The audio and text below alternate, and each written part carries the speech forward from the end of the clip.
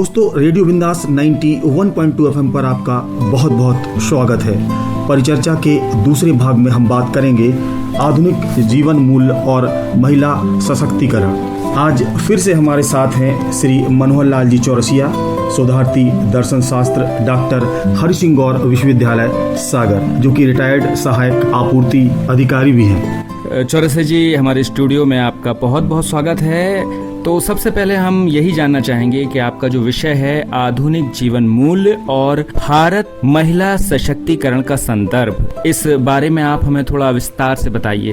भारत की सभ्यता दुनिया में सबसे पुरानी सभ्यता है। इसका परिणाम ये हुआ है कि जीवन के प्रति हमारे नजरिए में कई उतार चढ़ाव हुए हैं। जीवन के आदर्श जिनसे हमारी पहचान बनती है, उनमें कभी हम विश्व गुरु थे, आज हम सबसे पीछे हैं। 100-200 साल पहले तक इन बातों से इतना फर्क नहीं पड़ता था, अब बहुत फर्क पड़ता है, क्योंकि अब पूरी पृथ्वी एक गांव जैसी हो गई है। अब हम उन बातों को पीटते रहें जिन्हें सब हे दृष्टि से देखते हैं, तो ये अच्छी बात नहीं। हमारे बच्चे भी शिक्षा के लिए, नौकरी के लिए विदेश जाते हैं, वहाँ उनको नीचा देखना पड़ता है कि हम अपने देश में महिलाओं, बहनों, अपनी बहू बेटियों को गुलामों की तरह रखते हैं। हमारे देश में अपनी लड़कियां खुद के विषय में कोई फैसला खुद नहीं कर सकती। वे क्या पहने, क्या खाएं, क्या पढ़ें, किससे बोलें, किससे ना बोलें, नौकरी बिजनेस करें या चूल्हा चौका, और अंत में शादी किससे करें, यह सब फैसला घर के पुरुष करते हैं, महिला स्वयं नहीं। इसका परिणाम यह हुआ कि हमारे देश में महिलाएं पढ़ाई में पिछड़ गईं, उनकी शादी कच्ची उम्र में होने लगी, बाल विधवाओं का जीवन नरक जैसा हो गया, उन्हें जिंदा रहने से अच्छा मर जाना लगने लगा। ऐसे में सती प्रथा को बढ़ावा मिला। हमारा सौभाग्य है कि देश में राजा राम मोहन राय जैसे उदारवादी लोग हुए। इन्होंने अंग्रेजों पर दबाव डालकर सती प्रथा पर 1829 में पाबंदी लगवाई। ज्योतिबा फुले ने पूरे समाज से टकराव मोल लेकर स्त्री शिक्षा का पहला स्कूल 1849 में खोला। खुद अपनी पत्नी सावित्री फुले को पढ़ा लिखा कर देश की पहली महिला शिक्षिका बनाया। फातिमा जी ने भी इसी दौरान इस दिशा में उनके साथ बहुत काम किया, सराहनीय काम। दुर्भाग्य की बात है, समाज ने इनका बहुत विरोध किया, बल्कि हिंसक विरोध किया। आजादी के आंदोलन में भी महात्मा गांधी ने महिलाओं को शामिल किया, जिससे इस वर्ग में कुछ चेतना जागृत हुई। आजादी के बाद नए संविधान में महिला पुरुष को बराबर का दर्जा दिया गया। इन सब प्रयासों के बावजूद आज भी मानव अधिकारों के उपयोग के मामले में एवं महिला शिक्षा के मामले में अपना देश संसार में सबसे पीछे है। महिला शिक्षा में पिछड़े होने से अपने देश में सभी प्रकार की तरक्की में बाधा आई, सामाजिक सम्मान में कमी आई। आजादी के बाद भी हम महिलाओं संबंधी कई मामलों में पिछड़ते गए। पढ़े लिखे और आधुनिक समाज में महिला भ्रूण हत्या नामक नया कलंक हमारे देश में चालू हो। ये कलंक इतना बुरा है कि किसी जंगली जानवर तक में ये बुराई नहीं है। अकेले भारतीय समाज में 1981 में 1000 बच्चों में बच्चियों की संख्या 962 थी, जो 2001 में घटकर 927 हो गई। पिछले एक दशक में लगभग 1.5 करोड़ बच्चियों को हमने जन्म से पहले कोख में ही मार दिया। इसके बाद खान पान में भी हम बेटा और बेटियों में फर्क करते हैं, जिससे बेटियां कुपोषित और कमजोर बनी रहती हैं। इस कारण से बच्चियों में बाल मृत्यु दर भी ज्यादा है। इसके बाद दहेज के लिए हत्याओं के मामले आते हैं।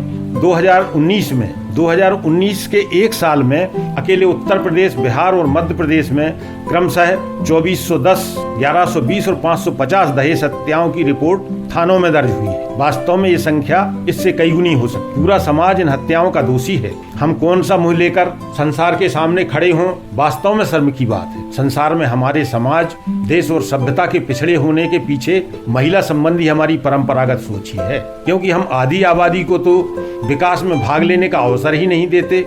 हम विकास में उनकी बराबरी कैसे कर सकते हैं जिनका पूरा समाज विकास के काम में लगा हुआ है। दुर्भाग्य ये है कि इतने पतन के बावजूद जब हम महिलाओं के संबंध में सुधार की कोई बात करते हैं, तो हमें पश्चिमी सभ्यता का एजेंट या महान भारतीय सभ्यता का दुश्मन माना जाता है। प्रेम विवाह या घर से निकलकर महिला के काम करने का विरोध किया जाता है। उन्हें पश्चिमी जीवन मूल्य माना जाता है। हमने अपने भारतीय धर्म ग्रंथों का अध्ययन किया कि वास्तव में भारतीय धर्मों में स्त्री की शिक्षा के विषय में क्या कहते हैं हमारे मूल ग्रंथ। ऋग्वेद संसार का सबसे पुराना धर्म ग्रंथ है। ऋग्वेद में हमारे समाज की सबसे पहली स्थिति का पता चलता है। ऋग्वेद में अनेक मंत्रों की मंत्र दृष्टाएं महिलाएं व ऋषिकाएं थीं। अब ये महिलाएं बिना पढ़े लिखे तो इतने महान मंत्रों की रचना कर नहीं सकती। ऋग्वेद के मंत्र के दर्शन या रचना चूल्हा चौका करते हुए भी नहीं हो सकता। इसके लिए न घर से बाहर आश्रमों में जाना पड़ा होगा, घोर साधना करनी पड़ी होगी, तभी ये मंत्र दृष्टा बनी।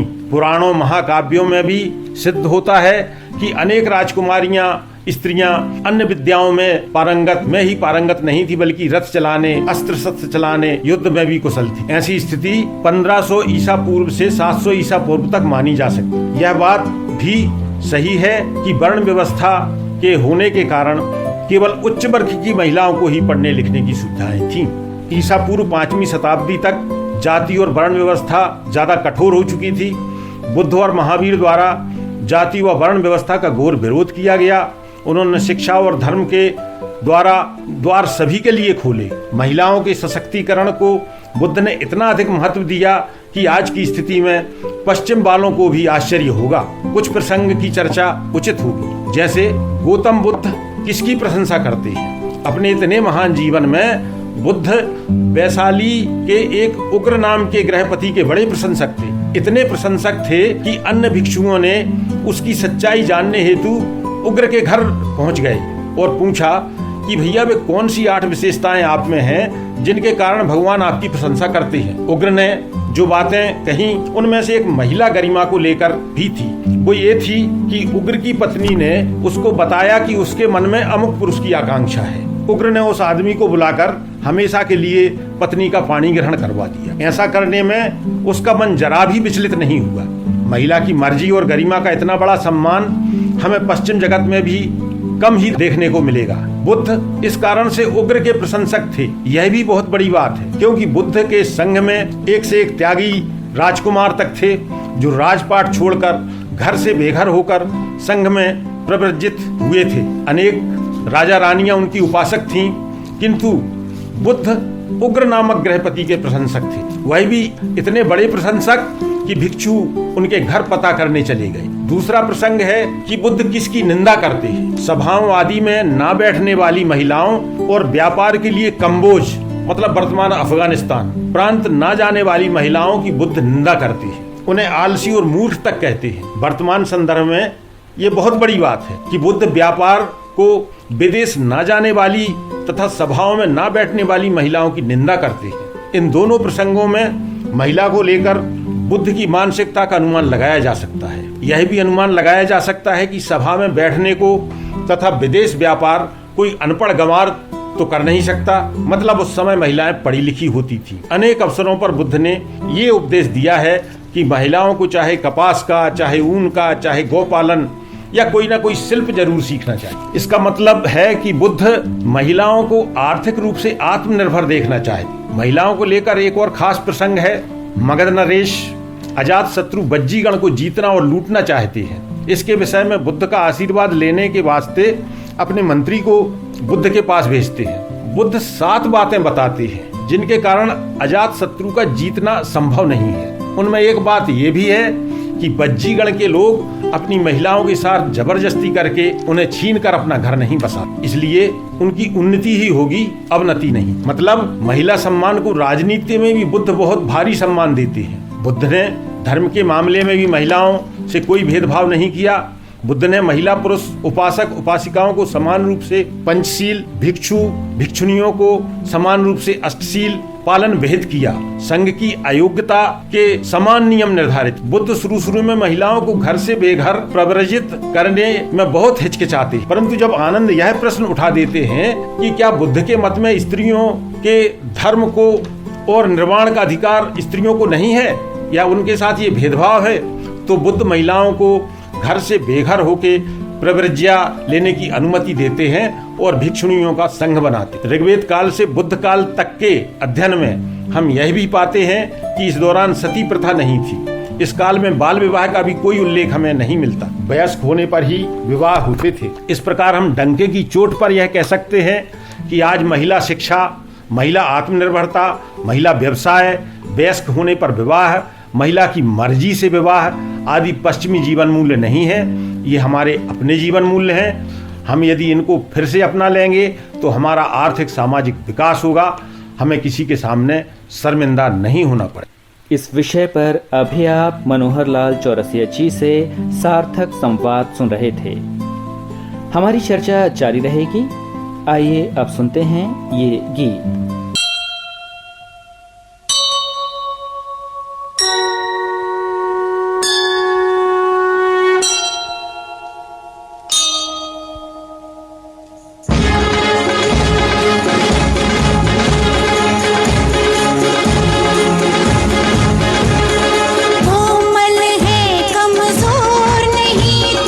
शक्ति का नाम ही नारी है, जग को जीवन दे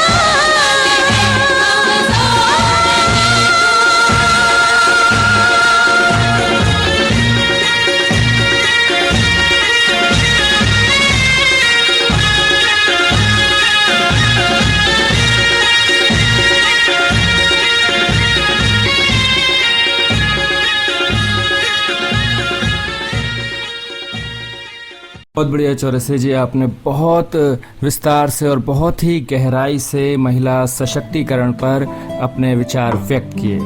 चौरसिया जी, हमने आपके रिसर्च पेपर को सुना और वाकई उसमें बहुत गहरी जानकारी हमें मिली, एक नया दर्शन समझ में आया। अब आपसे ये सवाल है कि यदि महिलाएं उच्च शिक्षा के लिए बाहर निकलती हैं तो उनकी सुरक्षा के क्या उपाय हैं, क्योंकि आज सबसे बड़ा मुद्दा उनकी असुरक्षा है। महिला सुरक्षा सबसे बड़ा मुद्दा इसलिए है क्योंकि हमारा समाज बीमार मानसिकता का शिकार है। इसका दूसरा कारण महिला अशिक्षा भी, मतलब अशिक्षा अपने आप में महिला असुरक्षा का कारण भी है और परिणाम भी। अशिक्षा के कारण वो असुरक्षित हैं और उनकी शिक्षा इसलिए नहीं हो पा रही है क्योंकि वो असुरक्षित है। ये एक ऐसा दुष्चक्र है जिसमें हमारा समाज फंसा हुआ है। हमारा समाज महिला को एक घर की वस्तु समझता है, उसको शुरू से ही इस प्रकार पाला पोसा जाता है जैसे हम किसी तोते या अन्य किसी प्रिय पशु उसको अपने पालतू पशु के रूप में रखते हैं। उस प्रकार से उसकी सुरक्षा का हर प्रबंध, हम उसको संसार के दंगल में उतरने का अवसर ही नहीं देते। यदि हम एक झटके में हमारे समाज ये तय कर लेवें कि नहीं अब तो हमको महिलाओं को भेजना है, और समाज के छोटे छोटे अंग, हमारा समाज कई अंगों में बटा हुआ है, कई उप जातियों में तमाम प्रकार के संगठन है, यदि वो संगठन अपने लेवल पे तय कर लेवें। अभी कुछ दिनों की ही पहले की बात है, एक सामाजिक बुराई हमारे समाज में प्रचलित थी, मृत्यु भोजना। हम लोगों ने समाज की बैठक करी और एक दिन में ये निर्णय ले लिया कि हम मृत्यु भोज नहीं करेंगे। अभी 6 महीने 8 महीने ही हुए हैं और ये स्थिति है कि अब लोग मृत्यु भोज नहीं करते, बल्कि जो लोग करना चाहते हैं उनको शर्म आती है। पहले जो लोग नहीं कर पाते थे किसी कारण से, वो शर्माते थे, उनको अपयश का सामना करना पड़ता था, वो कर्ज लेके व्यवस्थाएं करते थे, परंतु एक झटके में एक फैसले ने सब कुछ बदल दिया। तो हमारे यदि समाज हमारा आगे आ जाए, ये एक्चुअली सरकारी लेवल की बात नहीं है, ये समाज को आगे आने की बात है। समाज आगे आ जाएगा तो महिला सुरक्षा और महिला की जो असमानता है, शिक्षा है, एक झटके में खत्म हो जाएगी, क्योंकि समाज को ही तो मजबूत बनना है। ये है मेरा। जी चौरसिया जी, आपने बहुत बड़ा हल बताया कि महिला सुरक्षा के लिए समाज को आगे आना बहुत जरूरी है, और जब तक समाज आगे नहीं आएगा ये समस्या हल नहीं हो सकती। इस विषय पर अभी आप मनोहर लाल चौरसिया जी से सार्थक संवाद सुन रहे थे। हमारी चर्चा जारी रहेगी। आइए अब सुनते हैं ये गीत।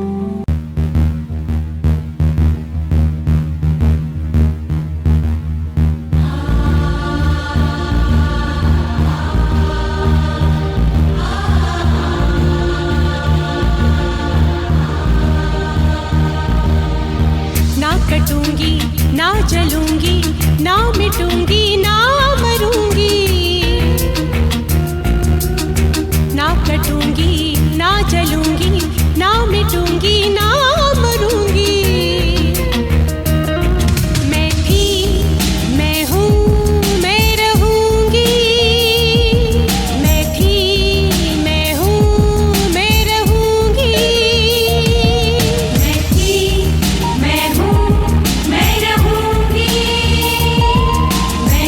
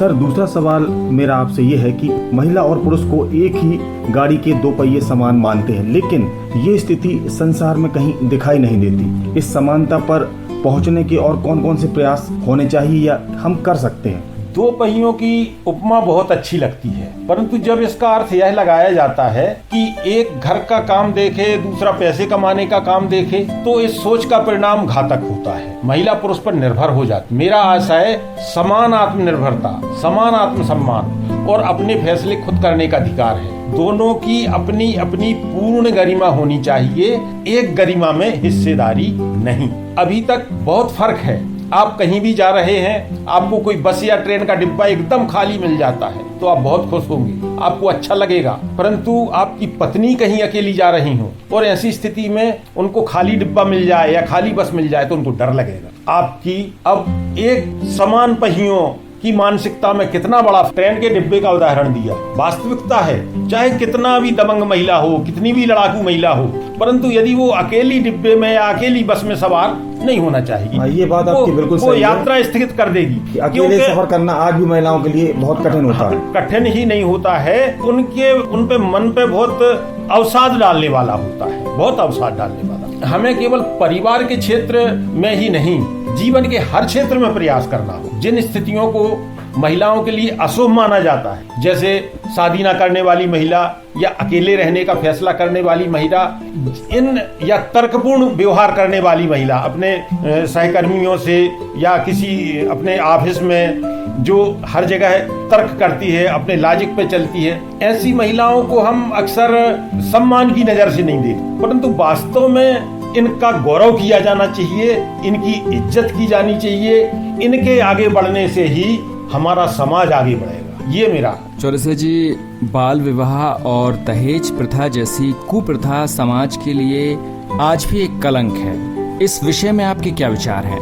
वास्तव में हमारे समाज की बेसिक समस्याएं हैं और इन्हीं ने अन्य समस्याओं को पैदा किया है। निश्चित रूप से महिला गरिमा का हनन करने वाली सभी समस्याएं आपस में जुड़ी हुई हैं। सबके पीछे हजारों साल की सड़ी हुई सोच या मान्यताएं हैं। मान्यताओं ने मनोरोग का रूप ले लिया है। हमने महिला को स्वतंत्र जीव न मानकर परिवार की वस्तुओं का हिस्सा मान लिया है। इस कारण जो स्त्री धन महिला को निजी संपत्ति के रूप में विवाह के समय मिलता है, उसको हमने परिवार की संपत्ति मान लिया। पुरुष या वरपक्ष दहेज को परिवार का धन के रूप में मानता है, मांगता है और बढ़ाता है।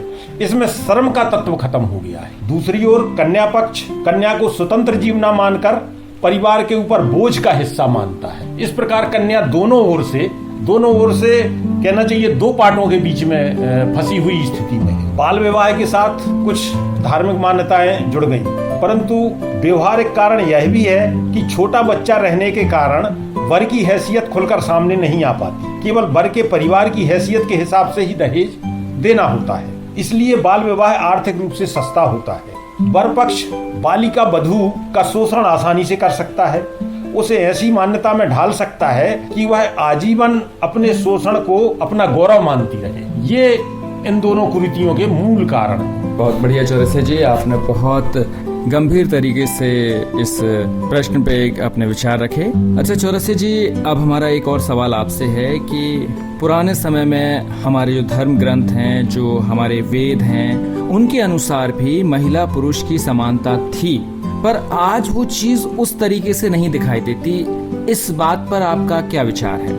निश्चित रूप से वेद की अनेक ऋचाओं की रचयिता घोषा, गोधा, विशंबरा, अपाला, उपनिषद, निषद, ब्रह्मजाया, अगस्त भगनी, अदिति, इंद्राणी, शर्मा, रोमशा, उर्वशी, लोपामुद्रा, यमी, सरस्वती, लाक्षा, सावित्री आदि ब्रह्मवादिनी महिलाएं हैं। ये केवल धर्म की दृष्टि से ही नहीं, सामाजिक रूप से भी गौरव की बात है। ऋग्वेद संसार में प्रथम उपलब्ध लेख प्रमाण के रूप में मान्य किया जाता है। इससे यह भी साबित होता है कि इन महिलाओं ने यह उपलब्धि घरेलू होने के नाते प्राप्त नहीं की, बल्कि उन्होंने शिक्षित होकर आजीवन गहन साधना की है। तब यह पुरुषों के बराबर की नहीं, बल्कि उनसे अधिक महान होने की बात है। तो चौरसिया जी, हमारा एक सवाल आपसे और है कि महिला द्वारा अपने जीवन साथी का चुनाव पाश्चात्य जीवन शैली ना मानकर आप भारतीय जीवन शैली मानते हैं, इसको स्पष्ट करें कि हमारी भारतीय जीवन शैली में महिला किस तरीके से अपने जीवन साथी का चुनाव करे।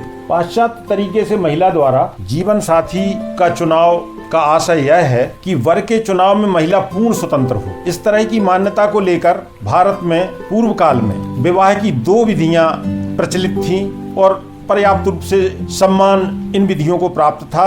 इनका चलन अपेक्षाकृत ज्यादा था। पहला, गंधर्व विवाह। इस विधि में परिवार की जानकारी के बिना ही वयस्क महिला और पुरुष एक दूसरे का वरण कर सकते थे तथा विवाह करते थे। यह प्रथा सभी वर्गों में मान्य थी। किसी भी वर्ण के स्त्री या पुरुष अनुलोम या प्रतिलोम तरह से विवाह कर सकते। दूसरा, इससे मिलता जुलता रूप स्वयंवर प्रथा का है, जिसमें परिवार जिन युवकों को अपने योग्य मानते थे उनको एक साथ आमंत्रित किया जाता था और उसमें से महिला अपनी स्वतंत्र मर्जी से किसी पुरुष का वरण करती थी। विवाह की ये दोनों पद्धतियां समाज में और सभी धर्मों में मान्य थी। यह स्पष्ट रूप से विवाह की भारतीय शैली थी, जो वर्तमान में पाश्चात्य जगत में परिस्थिति के अनुसार प्रचलित। सर, अगला प्रश्न मेरा आपसे है कि बुद्ध और महावीर के युग में महिलाओं की क्या स्थिति थी? अभी तक भारत में ही नहीं, संसार में यदि महिलाओं को गौरवपूर्ण स्थिति के विषय में चर्चा की जाए या रिसर्च की जाए तो वो काल जिसमें बुद्ध और महावीर इस धरती के ऊपर भ्रमण कर रहे थे सबसे गौरवपूर्ण समय था। हम अनेक उदाहरणों से इस बात से आपको संतुष्ट करने का प्रयास करेंगे। बुद्ध उन महिलाओं की निंदा करते हैं जो सभाओं में नहीं बैठती और व्यापार हेतु कंबोज मतलब वर्तमान अफगानिस्तान नहीं जाती। महिलाओं से बुद्ध की यह अपेक्षा बहुत महत्वपूर्ण अर्थ रखती है। इससे यह तो साबित होता ही है कि सामान्यतः महिलाएं पढ़ी लिखी होती थी, सार्वजनिक जीवन में एवं व्यवसाय में हिस्सा लेती थी, तथा यह भी साबित होता है कि समाज का नेतृत्व महिला गरिमा को लेकर सजग था और महिलाओं को प्रेरित करता था। बौद्ध साहित्य के अनुसार बुद्ध उस पुरुष के प्रशंसक थे जो महिला की मर्जी का सम्मान करते हुए उसे वांछित पुरुष को सौंपते।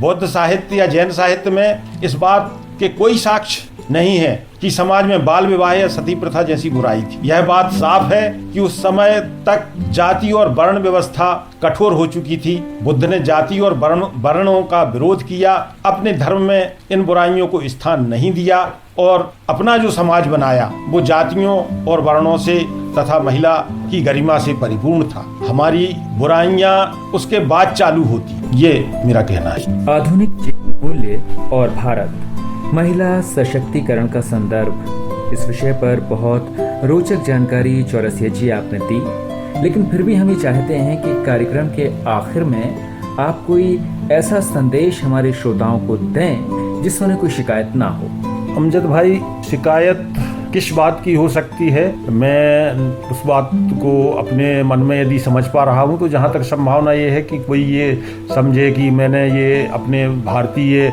महिलाओं की जो वर्तमान स्थिति है उसको लेके समाज को कटघरे में लाने का प्रयास किया है, या इसमें कुछ ऐसे मूल्यों की बातें की हैं जो वर्तमान में उचित नहीं माने जाती और उनको मैंने प्रोत्साहित किया है। वास्तव में जो मैंने नारी सशक्तिकरण को लेके अपने विचार व्यक्त किए हैं वो उनके सभी रेफरेंस बुद्ध ग्रंथों से लिए हैं और अपने ऋग्वेद वगैरह से लिए हैं। वो सभी रेफरेंस पब्लिक डोमेन में हैं और हमेशा के लिए उपलब्ध हैं। इनमें कहीं भी किसी का अनादर करने, किसी समाज का, किसी धारणा का या अवधारणा का या किसी महिला का या व्यक्तिगत रूप से या सामूहिक रूप से किसी का अनादर जैसी बिल्कुल भी कोई मंशा नहीं है। इसलिए इसको मैं बहुत महत्वपूर्ण मुद्दा मानता हूँ कि इसके बिना हमारे समाज का विकास रुका हुआ है। जब तक हमारा पूरा समाज एक साथ विकास के कार्य में नहीं जुटेगा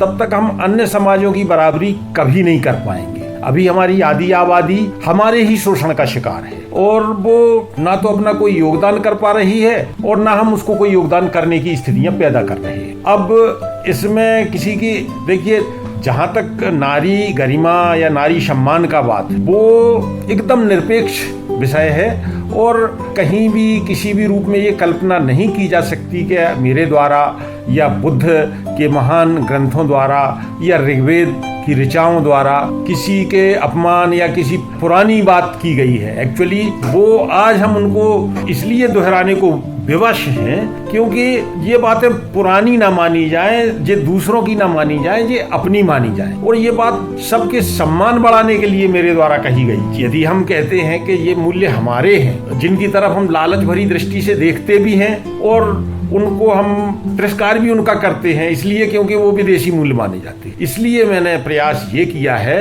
कि वो मूल्य अपने हैं, हम उन्हें सम्मान दें और हम अपनी विरासत को गरिमा दें। महिलाओं का सम्मान एकदम निरपेक्ष रूप से है, हमारे मन में है, सभी के मन में है और रहेगा। समाज का भी सम्मान, समाज का भी हित सर्वोपरि। बस मैं यही कहना चाहूँगा। जी चौरसिया जी, आपने बहुत सार्थक संदेश भी दे दिया अपने विषय के बारे में कि किसी की कोई भावना आहत ना हो। तो श्रोताओं, आप सुन रहे थे आधुनिक जीवन मूल्य और भारत महिला सशक्तिकरण का संदर्भ, इस विषय पर रोचक जानकारी। हमारे आज के खास मेहमान थे मनोहर लाल चौरसिया जी, जिनसे बातचीत कर रहे थे शैलेंद्र शर्मा और मैं आरजे अमजद खान। अगली कड़ी में आपसे फिर मुलाकात होगी, तब तक ले दीजिए इजाजत।